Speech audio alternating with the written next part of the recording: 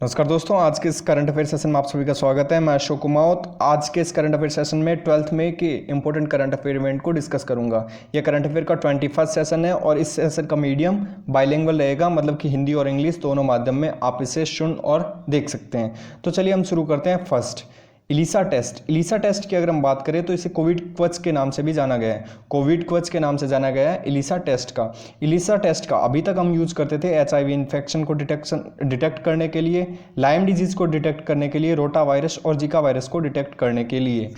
अब हमारी जो NIV पुणे बेस्ड एक एजेंसी है, national institute of virology Pune ने हाल ही में इसको एक एंटीबॉडी बेस्ड टेस्ट डेवलप किया गया है to diagnosis novel corona virus. तो कोरोना वायरस को डिटेक्ट करने के लिए इसको डेवलप किया है।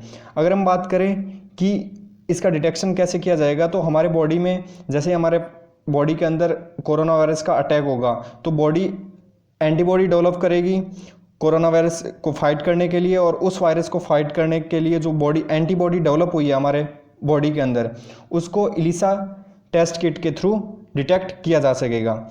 इंडिया में यह बहुत ही कारगर साबित होगा क्योंकि 30,000 सैंपल्स स्क्रीनिंग किए जाएंगे amid 75 covid hotspots districts in India.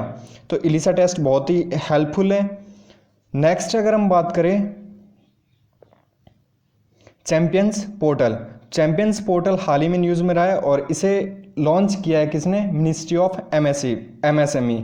Ministry of MSME ने मीडियम स्मॉल एंटरप्राइजेज की मिनिस्ट्री है, लघु उद्योग की मिनिस्ट्री है, उसने इसे लॉन्च किया है चैंपियंस पोर्टल को।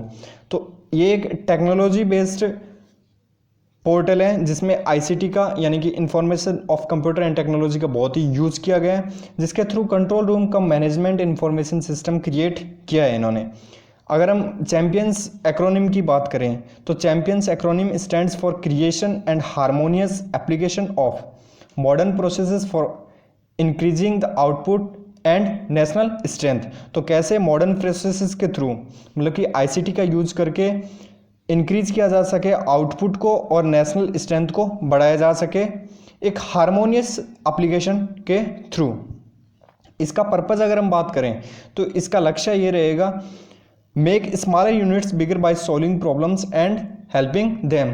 तो कैसे छोटी और लघु उद्योग होते हैं उनकी हेल्प करके उनकी प्रॉब्लम को कोविड-19 पेंडेमिक और 45 डेज के लॉकडाउन के चलते जो लघु उद्योग हैं उनकी प्रॉब्लम्स को कैसे सॉल्व किया जा सके और उनको कैसे हेल्प ज़्यादा से ज़्यादा की जा सके, इसलिए MSME की मिनिस्ट्री ने चैंपियंस पोर्टल को क्रिएट किया है। It might be helpful to all of them. Next अगर हम बात करें GDP की, तो current GDP forecast by rating agency for India for physical year 2020-21। तो फिजिकल ईयर वित्तीय वर्ष 2020-21 के लिए इंडिया के लिए जितनी भी रेटिंग एजेंसी है उन्होंने कितनी GDP की फोरकास्ट की है वो मैं आपके सामने डिस्कस करूंगा। मूडी ने बताया कि 0% रहेगी इंडिया की GDP ग्रोथ रेट, और अगर हम फिच की बात करें तो फिच ने बताया 0.8%। IMF की बात करें, इंटरनेशनल मॉनेटरी फंड ने तो इसे बताया इंडिया के लिए 1.9%। वर्ल्ड बैंक और विश्व बैंक की बात करें तो 1.5% से लेके 2.8% रहने की आशंका बताई है वर्ल्ड बैंक ने।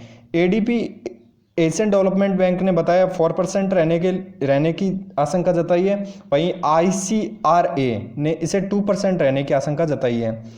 और कल के दिन नोमुरा एंड गोल्ड्समैन सैक्स ने इसे 0.4% इंडिया के लिए बताया है GDP growth rate for physical year 2020 and 21। Banking exams के लिए इंपॉर्टेंट है, आप ध्यान में रखें। नेक्स्ट अगर हम बात करें टोमन, तो टोमन एक न्यू करेंसी है ईरान की जो हाल ही में डिक्लेयर की गई है ईरानियन गवर्नमेंट के द्वारा। तो ईरानियन गवर्नमेंट ने तोमान को न्यू करेंसी के रूप में अपनाया है, और इसकी पहले की करेंसी थी रियाल, उसे इन्होंने रिमूव कर दिया है। अगर हम ईरान की बात करें तो ईरान को पर्शिया के नाम से भी जाना जाता था। और अगर हम भारत की बात करें तो ये हमारा प्यारा भारत यहाँ पे रह जाएगा, और भारत का पड़ोसी देश यहाँ पे पाकिस्तान, और पाकिस्तान का एक पड़ोसी देश कौन है? ईरान।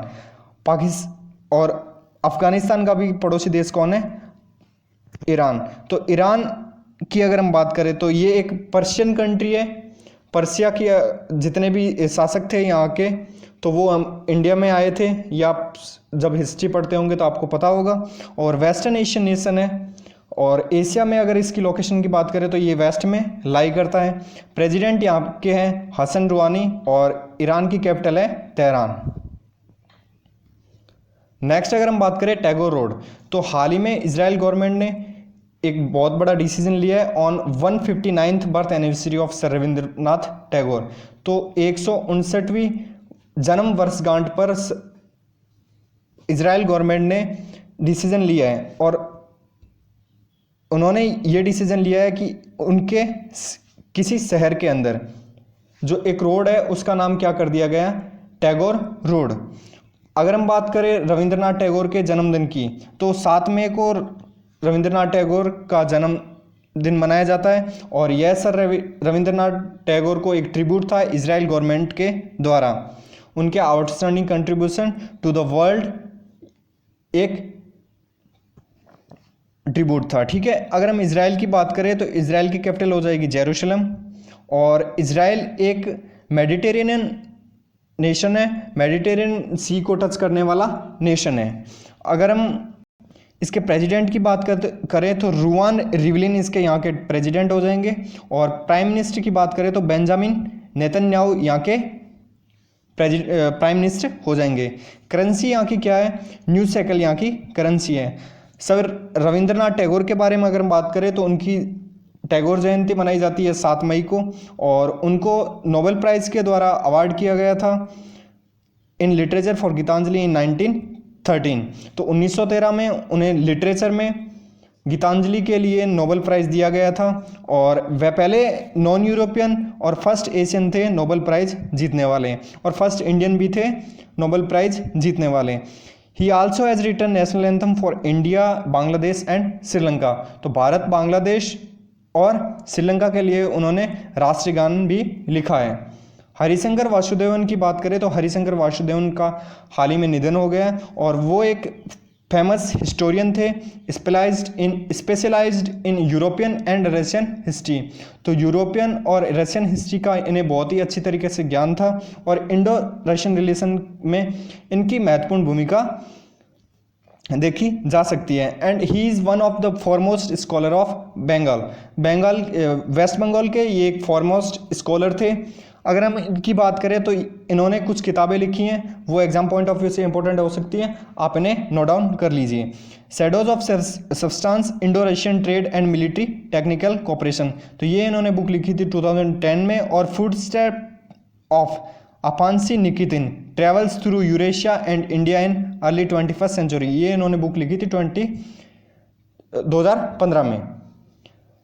नेक्स्ट अगर हम बात करें रिचर्ड वेन पेनिमा, तो रिचर्ड वेन पेनिमा जो कि एक सिंगर है, और बाय प्रोफेशन हम उन्हें सिंगर भी बोल सकते हैं और आर्टिस्ट भी बोल सकते हैं। तो बाय प्रोफेशन वे एक सिंगर हैं या आर्टिस्ट हैं, ठीक है। और इनको लिटिल रिचर्ड के नाम से भी जाना जाता था, जिनकी हाल ही में निधन हो गया है, डेथ हो गई है। और इनकी नेशनलिटी की बात करें तो इनकी नेशनलिटी यूएसए को बिलोंग करती है।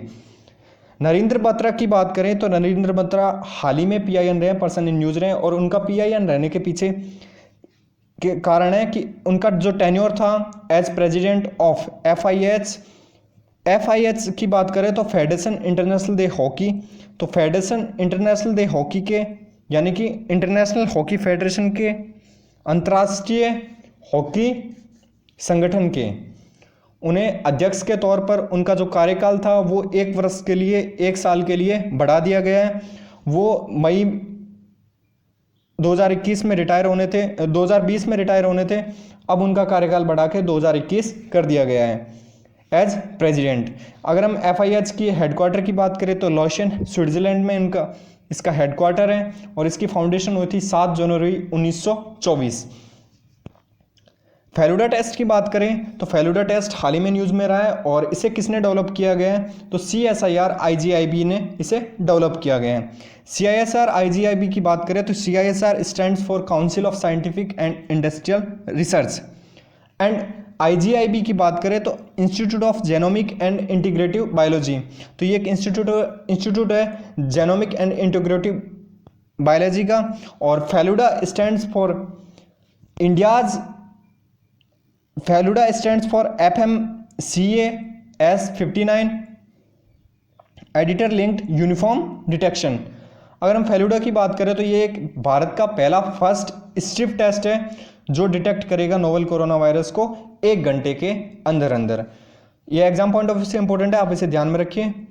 टोडा एम्ब्रॉयडरी की बात करें जिसे पोहोर के नाम से भी जाना जाता है, ये एक एम्ब्रॉयडरी की बात करें तो एम्ब्रॉयडरी एक कला होती है जिसके कला या कढ़ाई बोल सकते हैं, जो कपड़े सीलने के लिए या वस्त्र उद्योग में की जाती हैं। तो टोडा एक ट्राइब है, नीलगिरी हिल्स में पाई जाने वाली एक ट्राइब है, जिन्होंने अभी कोविड-19 पैंडेमिक को चलते हुए मास्क बनाने के लिए वो हेल्प करेगी और उनका एक अलग ही ट्रेडिशन है मास्क बनाने का, तो उसका ये यूज करेगी।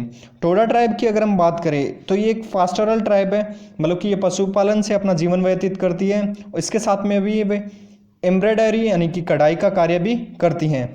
उनके द्वारा बोली जाने वाली भाषा कौन सी है? द्रविडियन। नीलगिरी हिल्स की बात करें तो इसकी लोकेशन कहाँ पे रहेगी? तमिलनाडु। और टोडा ट्राइब भी नीलगिरी हिल्स में रहती है। तो टोडा ट्राइब कौन से राज्य में पाई जाती है? एग्जाम में पूछा जा सकता है, तो कौन से राज्य में पाई जाती है? तमिलनाडु राज्य में। Thanks for watching video. Stay healthy, stay safe.